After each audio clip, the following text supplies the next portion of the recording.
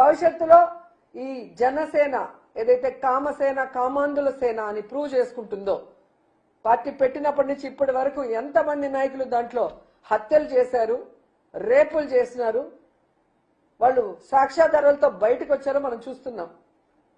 అంటారు కదా, యదా రాజా తదా సేన. సో తెలుగుదేశంలో అలాగే ఉంది, జనసేనలో అలాగే ఉంది.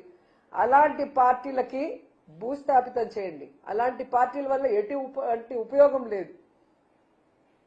సో నిజంగా ఈరోజు దేవుడు లడ్డూలో కొవ్వు కలిసింది అని చెప్పిన వ్యక్తుల కొవ్వు కరిగిచ్చే విధంగా ఈరోజు వచ్చిన రిపోర్టు నిజంగా చాలా సంతోషంగా ఉంది. కనీసం ఏమంటారు, నిజాయితీకి, నిజమైన రిపోర్టుకి బయటకు వచ్చే అవకాశం ఉంది. అదే నీకు ఆంధ్రప్రదేశ్ లో సిట్ అయింటే, చంద్రబాబు నాయుడు సిట్ అంటే సిట్టు, స్టాండ్ అంటే స్టాండ్.